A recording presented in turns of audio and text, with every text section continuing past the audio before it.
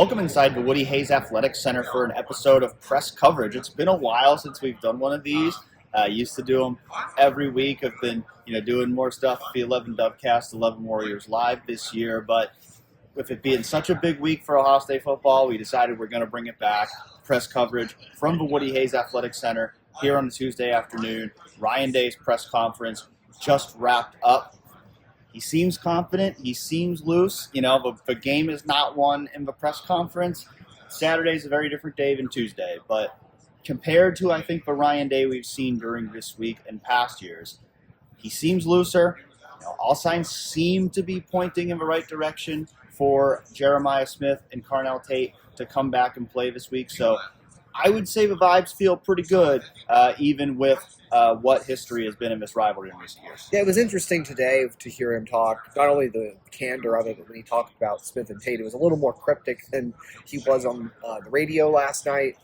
Buckeye Roundtable, 97.1 The Fan, was asked if they were trending toward playing, and he said they are. Today it was more of they're just working hard to get back on the field, what we've heard from him in other press conferences in recent weeks. But as for, again, that candor, that looseness, for me, I think that was really important for this team. I really think part of what happened last year, losing as a 3-score favorite at home, was getting in your own head, putting – it sounds counterintuitive to say put too much into this rivalry, but you can definitely psych yourself out as a player, as a team, as a coaching staff even, when you're just constantly putting that emotional weight on your shoulders. So I think that's why we've heard a lot of emphasis from Ryan this week, keeping the routine the same, preparing the same way they've prepared each week for each opponent, and also, again, like you said, that looser, he really emphasized playing with emotion, not letting emotion play with you. And that emotion can be anxiety. We want to make sure that the team, like Ryan was in his press conference, enters Saturday a little looser, focused, but, not tight. I think the moment of the press conference was Dave Holmes from ABC6 asked Ryan Day, is it fun to be the coach of Ohio State this week? And Ryan Day replied, like I say, fun is kicking ass, and that's what we want to do this week. Chase, when you hear a comment like that from Ryan Day, what do you think of him saying that? Because, we know Michigan fans are going to see that comment. They're going to latch onto it. They're going to use it as bulletin board material. Is it a good thing for Ryan Day to make a comment like that? Yeah. So Andy was doing our presser bullets. Dan and I were sending out some tweets. I actually have my phone with me to read the full quote and a few more from Ryan Day. He said, "Fun is kicking ass. That is what we want to do on Saturday. We're preparing to do that, and that's it. The fun part is winning. We'll save the fun for being in the locker room and celebrating after the game." He also said, "We've been waiting a long time to get back to this week." This focus on this game, for as much as Ohio State has had a week-to-week preparation, they want to keep things routine. There is an emphasis on this game that Ohio State, I think, is entering with confidence. I know that there's always a concern that you don't want to give your opponent bulletin board material. But in this rivalry, this thing is fueled on not only nitrous and emotion, but on hatred. And I think that Ryan Day is tapping into a little bit of that nitrous in that press conference because he knows that this game has to be played to some extent with emotion. He was careful to say, though, that you don't want to let emotion play with you. And I think that Ryan Day is trying to hone in on what that emotion can be for his team. And I think no matter what is said this week, this Ohio State team is going to be as motivated as possible to finally get a pair of gold pants after 6 years now going on that they haven't had a pair to celebrate with. A huge factor in this game, of course, is going to be the play of Julian Sayin. We've seen him not quite as sharp the last couple of weeks, but with Carnell Tate being out, with Jeremiah Smith only playing a few series versus UCLA and then not playing against Rutgers, you'd certainly think that if they come back, that's going to be a big boost for Julian Sayin. Of course, the other variable is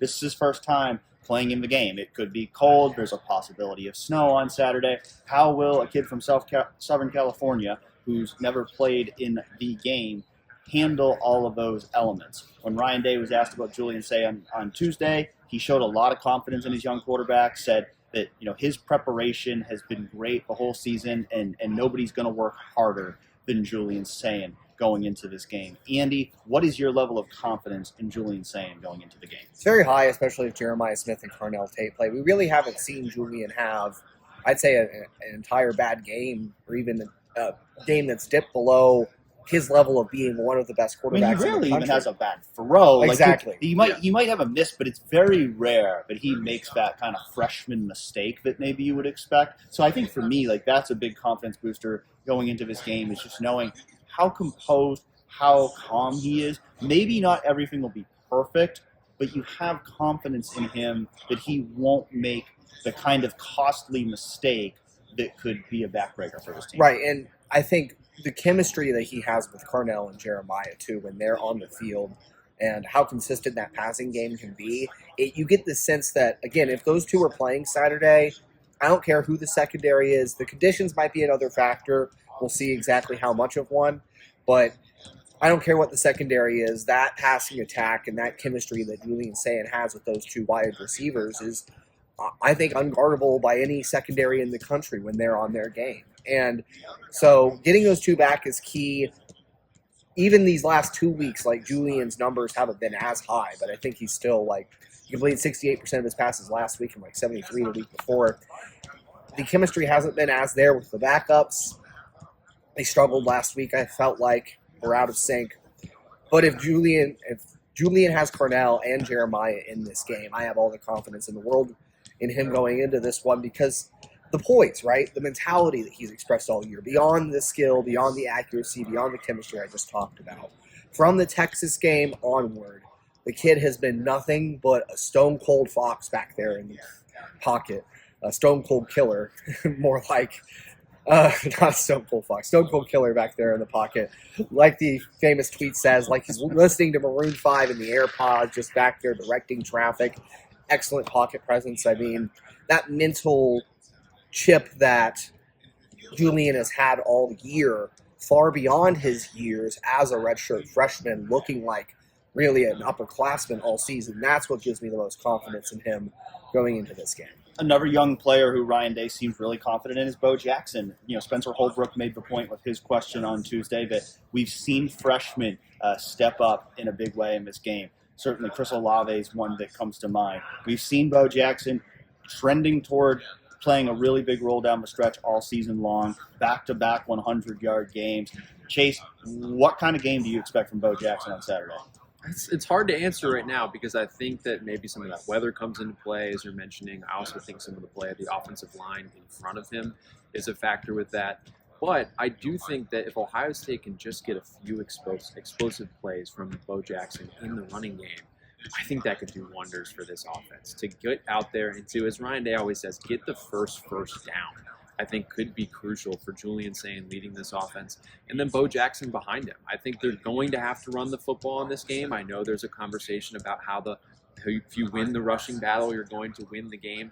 How Ohio State goes about winning the rushing battle is up for debate. Do they lean on the run game early to then try and establish their dominance and their physicality on the ground, or do maybe they air it out, then kind of salt away the game later with running the football? In either way, the run game will be crucial. And so I'm looking for Bo Jackson to be a guy that can emerge in this game. And Dan, we talked about in 11 Warriors Live, could Bo Jackson be that Chris Olave guy? There's always people in this rivalry that you maybe don't think that would become memorable players, like Biaka Batuka in the 90s is a name that kind of sends chills down Ohio State fans' spines. Could Bo Jackson be a player in this game that Michigan fans are talking about for years, having an impact that ends up deciding this game for Ohio State?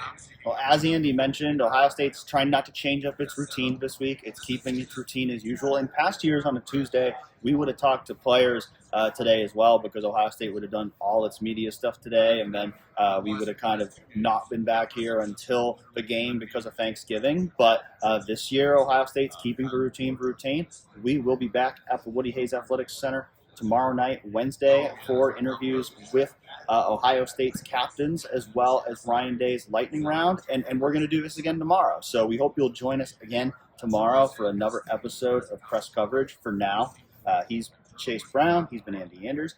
I'm Dan Hope. Shout out to our sponsor, First Bank of Central Ohio, the official bank of 11 Warriors, for sponsoring all our videos on 11 Warriors and 11 Warriors YouTube channel this year. And we'll catch you again tomorrow.